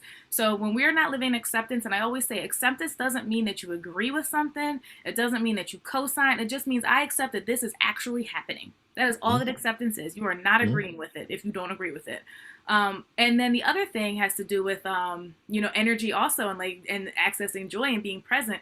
Is most anxiety has a lot to do with people being focused on the past, the regrets that they have, the things they wish they did different, the situations that they're ruminating over in the past, or you're focused on the future. What you're going to do, what's going to happen, what might happen, all of the fears of things that can happen. So that creates anxious energy when you're not, because literally you're not in the present moment. And when you're not in the present moment, you can't find peace. Peace is not available to you if you're constantly in the past or if you're constantly in the future. And so a lot of anxiety has to do with not being present. That's why mindfulness is a big thing, even though I feel like it's been very co-opted and very, that's a whole nother thing too. But between that and it's a lot of fear and lack of acceptance. So there are a lot. I agree 100%. You haven't disagreed with me. Yeah, you didn't disagree with me. We agree. Okay, all right. So maybe I heard a little nugget. You know what's so funny? Oh my gosh! So I agree with you though, 100%. Yeah. So shout out to my boo Eric, because we talk about too sometimes the way that he will bring up the way men and women sometimes express things. We may say the same thing, but we say it differently, and right. we're actually saying the same thing. So yeah, I think those are all my. And that's a great point. Yeah. That's why I make sure to listen to you, because I'm like, I ain't really hear nothing that I disagree with. So because it's like I was saying, you may have heard people got their stuff taken or got their bank account. That's thinking about what might happen to you. Or like you say, something could have happened to you. You could have heard that something happened to someone, or something may have happened to you. You may be afraid of that, but the past is gone, so it's irrelevant, and the future is not. It's theoretical. So like you say, the present is the only thing that matters. Yeah. At that time. Yeah, because we should learn from the past, but we shouldn't live in the past. Exactly. We learn from that information so we can make choices in the present to move towards our future. And we consider where we're trying to go in the future, but we're only considering that once again to take actions in the present. And I look at it as tools. I say the past is like a tool that you can use in your present to build your future. Yeah. Now you said something about feelings. You said something about we didn't identify with our feelings before, and now we're starting to, or we should be starting to understand our feelings now. What do you say about that? What I think you're talking about, just when I was saying our emotions are sources of information, that part. Yeah. Because the more because if you think about so say that there's an experience that happens and I'm triggered by that and I have these strong emotions. If I'm not identifying what I feel, one, I have no power over that situation. I have no power to change. I have no power to understand. So if I can understand and start to question, well, how do I feel in this situation? That's going to let me know what I need. Because if I know I feel anxious in this situation, okay, what do I need? I need to take an action that'll help me to feel calm or help me to feel centered. If I'm feeling disappointed in the situation, then what do I need? I say that one a lot because I feel like that was a mind-blowing emotion for me to recognize. I was like, I feel disappointed so much. And it was because I had unrealistic expectations. Or I wanted stuff from people who were not capable of giving those things to me. So once I start to understand this is what disappointment feels like, then I can check myself and I can shift my expectations and my behaviors so I don't set myself up to feel disappointed. Or, if we feel scared, why, what kind of fear are you having? Is it an emotional fear? Is it a physical fear? And then what can you do to help yourself to feel safe or to help yourself feel comfortable? And then the more you explore what you need, you can take actions for yourself, or you can seek out other people to support you in having those experiences. And your emotions are going to give you that. What you think about it's not going to give you that. In my opinion, they go together. That's all I was saying. Feelings and emotions are supposed to be just like you were saying. You have to think about what you need to do to about that emotion. And I was saying that we have a stronger ability as we become more intelligent to be able to deal with our emotions instead of just having some type of reaction just strictly based on the emotion. You know what I mean? Yeah, I think Rube was talking more about our evolutionary changes in us. Yeah, I mean over the long term. Right. I was saying it was a point when you could basically probably almost predict any, the average person's reaction to any stimulus. Now a person's gonna say, well, you know, they're gonna if you're a thinking person, you're gonna think. You may still you're gonna feel it, but you don't think about the feeling. So to me, your emotions and your thoughts supposed to work together. Yeah, You know, to make it even more, to make you even more successful at life in general. You know what I'm saying? I mean, it's really what you're saying too, Rube. Is like it's the part of like it's actually like cognitive behavioral therapy. So like your thoughts, your emotions, and your behaviors, like they're a triangle and they are connected. So you got to like interrupt that pattern somewhere. So it's like, am I shifting my thought? Am I understanding my emotion and shifting my emotion? Am I shifting my behavior so that will change my thoughts and change my emotions? So yeah, they are all connected. I look at it like most of the time I'm gonna get a feeling, I'm gonna think about the feeling, and then I'm gonna act based on what I came up with. You know what I'm saying? And to me, they all go together. But if I just like, it's just like you said, if you just react all the time, you're giving the power over to whoever you're reacting to, and you're not really controlling you. You're allowing somebody else to control you. So somebody can say, "Watch this. I can make him do this every time." You know, like that's it. Come on, you don't want nobody to be able to do that to you. You know what I'm saying? Because you know, I can choose just because I might be mad or whatever, but I can choose not to get locked up because it's police standing right there. Yeah, it's because funny. I'm My intelligent. daughter, But you my go back daughter 100,000 had that. years, they're not gonna care if it's police standing right there. They're Right. gonna react. Right. You know Yeah, what I'm saying? Sophia, Yeah. my kid, she just went through something like that. I think I told a story to somebody, maybe kid, when she was being followed by this woman. This woman walked into her and her pulled her shoe off, bumped into her because Sophia had been walking so slow that they switched places, whatever. And the woman this is New York City, so you know. So she just acted a fool and she was following my daughter, following her. And she was so angry because she wanted to beat her up. Because my daughter's a Leo and she's reactive and she's like, but that intelligence took over the emotions.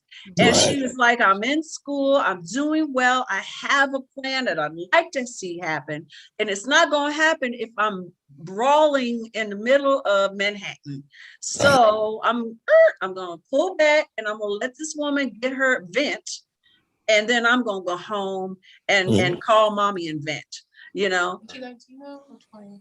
She's 19. She's better. Yeah, she was intelligent enough to know that she had more to lose in the game by the instant gratification of a physical altercation at that time. But there's a whole life that can be affected by that in a negative way. A chain reaction of events that could happen just because you pour fuel on that fire. Sometimes you got to do what you got to do, but a lot of times your mind can get you out of a lot.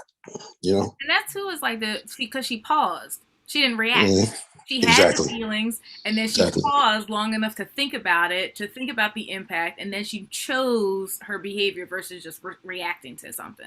Exactly. It's just like if you look at some animals that are still basically moving on instinct, they'll tell you like, "Oh, you got bit by that dog. That was your fault." Because if you knew about dogs, you wouldn't have did what you just did. You see what I'm saying? So, but we can't look at each other like that. You know what I'm saying? I can't say, "Oh well, that dude punched me in the face because I said, fuck you." Excuse my language, but you know, I got punched in the face. But he didn't have to punch me in the face because I said that. You know what I'm saying? He could have just chose to be like, you know, whatever. You know what I'm saying? Or reacted with the word. But if I stick my hand, no, I understand what it is. But what I'm saying is, this right here, at this point, if we're gonna call ourselves civilized, has to start out weighing some of the things that's going to be that we know or that we have seen based on, like you say, based on the past or based on experience. It's probably not going to turn out good. Whatever feeling you're going to get from that reaction, it's not going to be worth it. There's so many guys sitting in jail right now, or wherever, and they all say the same thing. It wasn't worth it. If I had a chance to do it over again, I would not do the same thing. One or two that say, yeah, I do it again, but very few, whatever they did, especially when it was something like a reactionary thing to some violence or something, they all say it's not worth it, you know. But that's hindsight is 2020. But if you got some 2020 foresight, you'd be doing a hell of a lot better. You know what I mean? So Eddie, I know that you had some questions you wanted to ask about music before we get too far away. We only got like 14 minutes before we start wrapping up, before we have our music mix. So I want to give you your opportunity to ask Big Rube some of your music questions. I'm gonna jump right to hip hop, and I ask everybody this, who has anything to do with hip hop whatsoever. Rube. Yo. Hip hop. Yes, sir. Dead, alive, or on life support? It's alive. I mean, it's not even just barely out of diapers. When you look at it, there's music, forms of music that's been around for 1,000 years. You know what I'm saying? Hip hop ain't even been around 100 years. People want to say it's dead and all of this, but it's just like I said earlier, everything changes and transitions. We just want to think that everything our way. But there are plenty of cats out here with a lot of talent, doing a lot of things. Just because it's not pushing the forefront, I just think a lot of people are lazy and don't look for those artists. They wanted the artists to fall in their lap off the TV, you know what I'm saying? But a lot of times what's being pushed to you by the media isn't necessarily going to be, all that deep or whatever, you know what I'm saying? There ain't nothing wrong with what the media, what these guys are doing, what they do. But my thing is, there are artists upon artists upon artists, producers upon producers, DJs upon. So maybe go out and look for these folks. Support them when you do find. You know what I'm saying? Because they're there, at all ages. It's like I work with young cats now. I work with a lot of young cats. Man, these cats they writing and saying some good stuff and got some good outlooks on life, and the way that they're thinking is just like the things that we did. Just because the lingo might be a little different or the vibe, but I mean it's supposed to be. Our parents said, you listen to that boomity boom stuff when we were young, you know what I'm saying? Yeah. And then their parents said they didn't like their music and their parents didn't like theirs. So, I mean, but nah, hip hop's not dead, man. I believe that it's just beginning. And like any other youth, it's going to be a lot of adversity. There's going to be a lot of, tragedy. There's going to be a lot of mistakes, a lot of arguments, a lot of stress, a lot of all that. You know what I'm saying? But hip hop in the scheme of music is not even a teenager, in my opinion. And one last question. One last question. This is for me and Shelly Shell. Mm-hmm. What's your opinion of indie versus? Well, everybody know I hate majors just because, you know what I'm saying? It's because and not hating it like in an emotional way, but just like, I actually be hating on them because it's like, you know what I'm saying? It's just, to me, music is like a living thing. It lives, it breathes. It's not something that you can just mass produce or there's a formula to it. That's why it's an art form. And hip hop especially is one of the things that it's the only art form. You don't see police following people around for being no sculptor, or for being a painter. You know what I'm saying? You have. But if you rap, you're a criminal. But you have. You have. Mozart. I was just gonna say, what they thought he was crazy, which he was, but who ain't? You know what I'm saying? That's that talented. People, Da Vinci had to hide things because the church ran things, but I'm talking about right now. You don't see people, they're not sculptors getting followed by the police. Right. But, you rap police.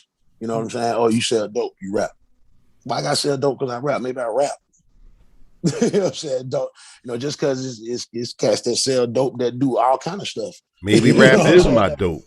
Yeah. That's why I got a song where I say it's plenty of stuff niggas need to know, so I'm gonna tell it to them. Call it dope because I break it down before I sell it to them.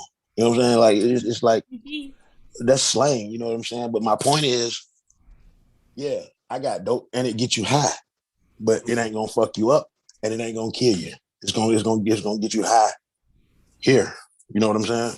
In the mental, because I'm gonna try to give you a vibration that's gonna help you tune your own frequency. It's not about what I'm saying. I just want to give you a.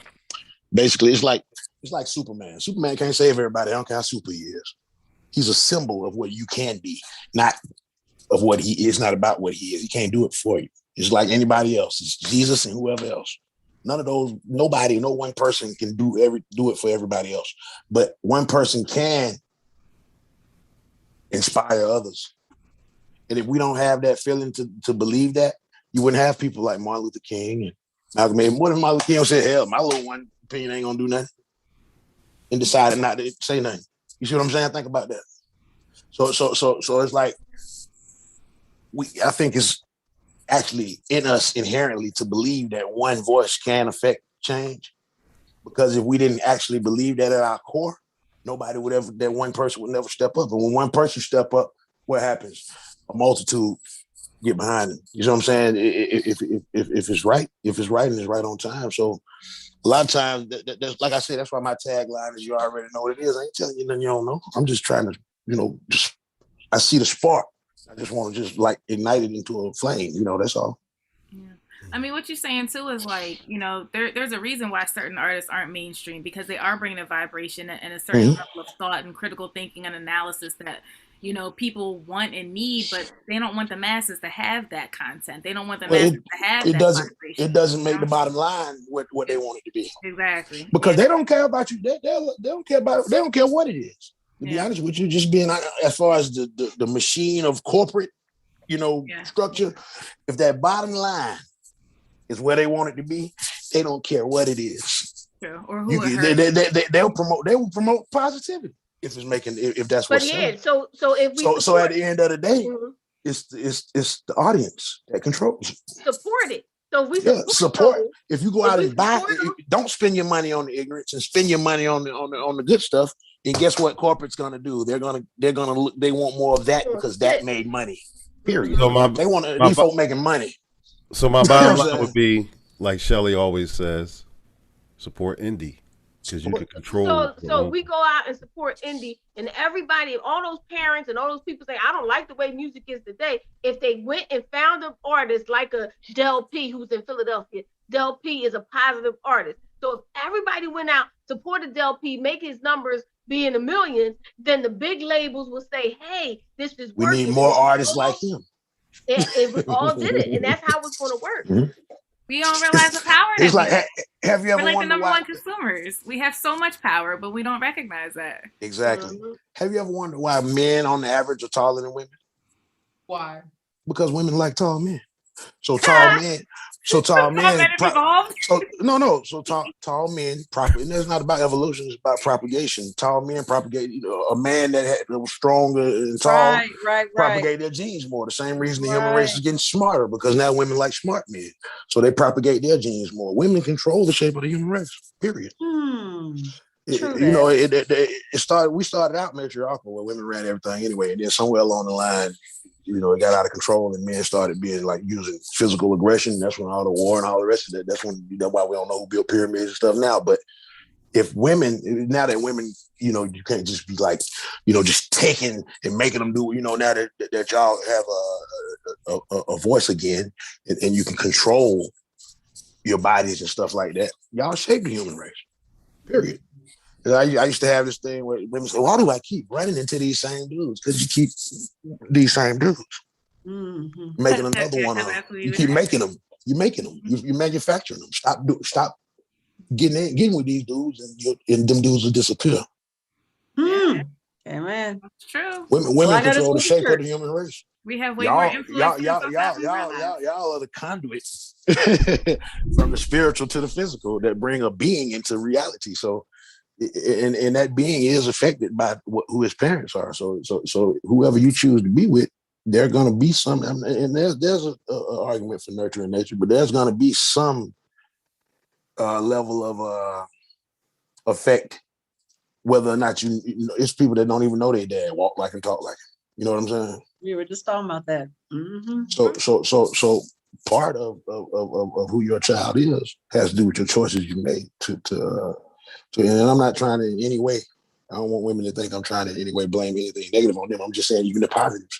The positive things about the human race is because women like that stuff. And what women are accepting of, attracted to, it's like somebody that can provide for you. Women want security for the future. Women want somebody who's, and it used to be the guy who could bring home the brontosaurus burger. Now it's the guy who has intelligence is gonna, be able to provide for a family or has, whatever it is. And there's also emotion in it, but –, 'cause – – – – – – – – – – – – – – – – – – – – – – – – – – – – – – – – – – – – – – – – – – – – – – – – – – – – – – – – – – – – – – – – – – – – – – – – – – – – – – – – – – – – – – – – – – – – – – – – – – – – – – – – – – – – – – – – – – –– –– –– –– –– –– –– –– –– –– –– –– –– –– –– –– –– –– –– –– –– –– – those choices change the shape of the human race. I think we're looking for something different now. I think you're right. We're looking for intelligence. We're looking for respect. We're looking for, because we have our money now. We have our money. We have our houses. We have our cars. So we're looking for that man. And it used to be something that sounded more womanly. We're looking for that man who will be there, got your back, supports your vision, that kind of thing. And it's like different than what we wanted before. Because I don't need a man for money. Yeah.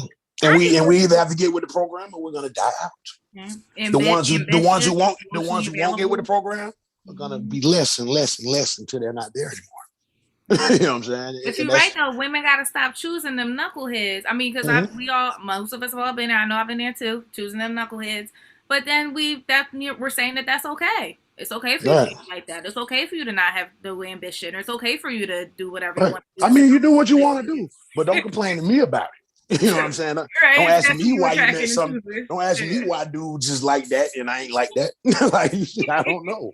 It's probably because, you know, it's a lot of things. I don't want to oversimplify in any way, cheapen it, but basically what I'm saying is, you know, how many women have you met, or men too, that have had 10 relationships, 10 different people, but it was the same, you know, same person. Yeah. And 10 different suits. I can have 10 suits in the closet, but I'm still me. Mm-hmm. So how I look don't you know what I'm driving, what I'm riding in. If I want to go to space, you know, I put on an astronaut suit. If I want to scuba dive, I put on a scuba suit. So out here in reality, you know, we wear a human being suit, but we're not this. We are, you know, everlasting spirit. Speaking of that's hip-hop, what people need to be paying attention to.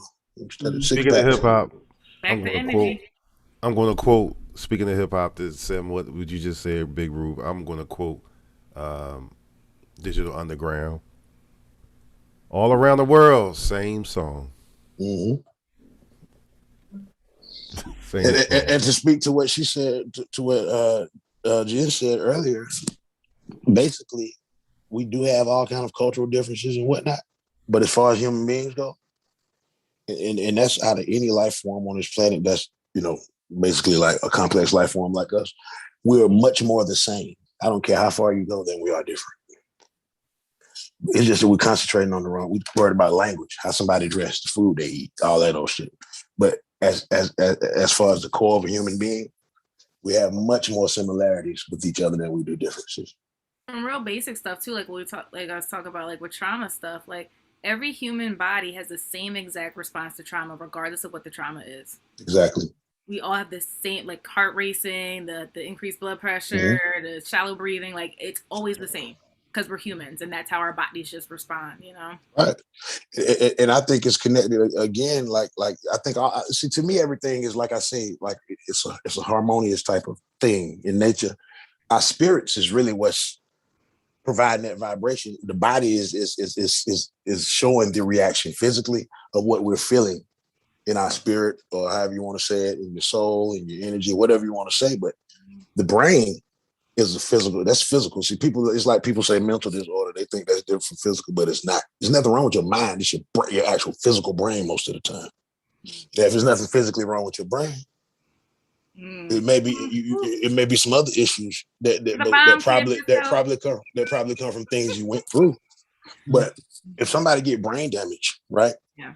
I wish you'd stop acting. You're not acting crazy. You're not crazy. The man has. It's just like telling somebody, I wish you'd stop having a broken arm. I wish you'd stop having one leg. You don't say that. You see what I'm saying? So it's like people are. We put. I guess the best way to say it is we project ourselves onto everyone else.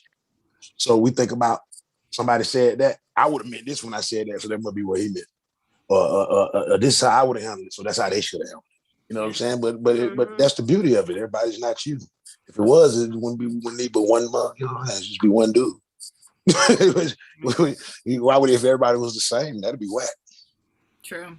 That's powerful though too, because you're right. Because like in some situations with some mental illness, it is about like chemical imbalance or like brain damage or some type of, you know, physical manifestation that like impacts the person's behaviors and feelings. But most of like the diagnoses of mental illness have a lot to do with emotion And a lot of that has to do with our responses again. And like that's physical. Like, and then but then also if you too, like when you do look at like the spiritual aspect of things, like not to say like you can just pray things away. I mean, I granted part of things. No, not at all. Yeah, it has a part of stuff, but like, being able to connect with spirit, you have to sift through all of the other stuff. Like all that life stuff gets in the way. But that's the core. You got to to get to the core of anything. That's what you're gonna have to do. You're gonna have to sift through some stuff. Yeah. But this is what But see, think about this. If I go outside and take your car and take the wires off the lights and put them on the horn and put the horn on the lights, when you blow your horn, the light's gonna blink, and when you hit the lights, the horn gonna blow. Your car ain't doing nothing wrong.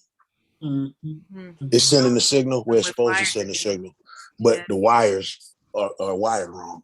So it's not there.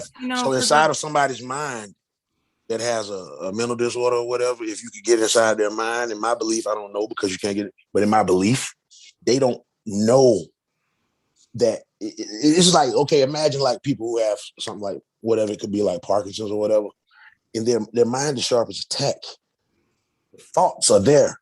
The body just will not comply because there's a disconnect between the mind and the body, which is the brain. The brain is not sending those signals properly or whatever it may be, or the nervous system, and it's not coming out the way it's supposed to. But that's not how they're trying to communicate. And not only that, from experience, I know this.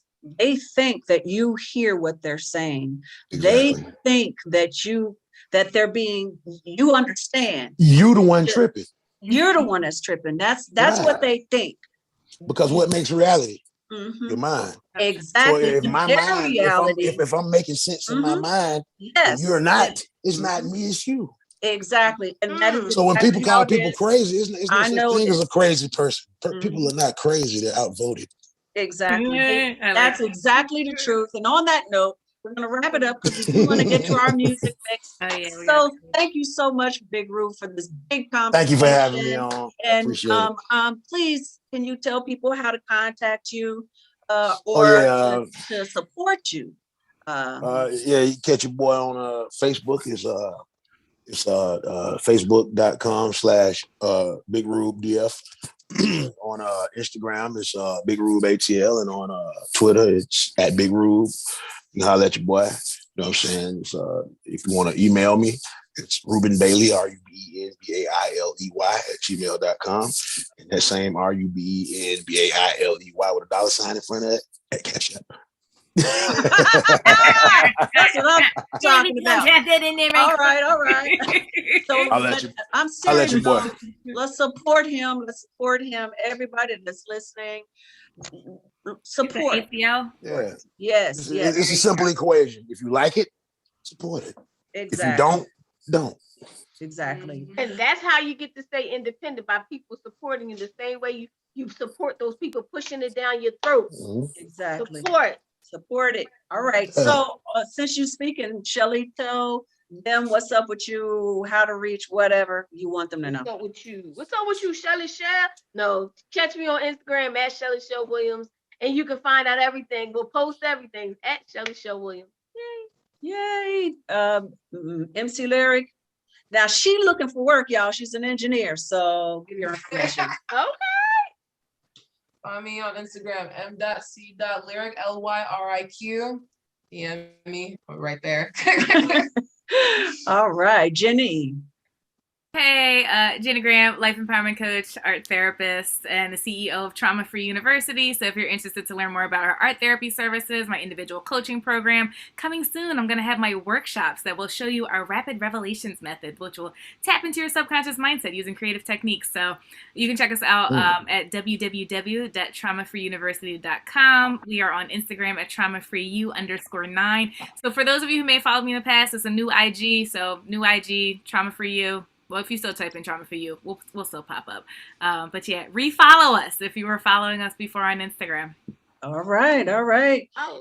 And this week's podcast, I have Rhea Keem, a politician from Britain, amazing woman who has experienced some crazy stuff that is really changing her world and her community in where she lives in England, and she is a big proponent for Black Lives Matter. white woman though. So she's really cool. I can't wait to have her on Friday, and she'll be on PPC next week. And then of course, Melanated Morning Show is tomorrow. And check us out, support whoever, whatever, all the shows that are on Grown Folks Radio, www.thegrownfolksradio with an E, grown with an E. And Radio. buy your book. And buy my book. Buy a book. Buy a book. I got a new one coming out. I can't wait to push that one. But Kid, you got something to say before we get your mix? You know you always handle my stuff, girly. All right. All right. Well, we on to the mix. Thank you, Facebook. Thank you, Insta, wherever you heard us on YouTube. Thank you for joining us. Share. We stay on there, and please support us all, especially Rube, our guest today. Thank you very much. Real quick. And definitely support these ladies, because, you know, that's where we come from. Support these ladies that are out here doing these incredible things, because everybody got a mama. If you didn't, you wouldn't be here. Real quick, my Facebook feed, you guys can still hear the music, because you know I take chances. I'm just I'm turning it up. Yep. So everybody, thank you. We about to go jam out. No guts, no glory, baby. I'm hoping we about to hear some Big Rube's music. I'm hoping that's what we about to hear. But I'm gonna Apparently, stop the live feed. There's a chef Big Rube in Philly who owns a kitchen. Yep, there's a chef Big Rube. There's a Big Rube in New York that had a record store, and Big Rube Goldberg, who make like the giant, you know, basically like domino stuff, like the machine Rube Goldberg. It's called a Rube Goldberg. There's a couple of them, but you know, I'm Big Rube Prime, numero uno. He like, I'm the one that you know. the OG.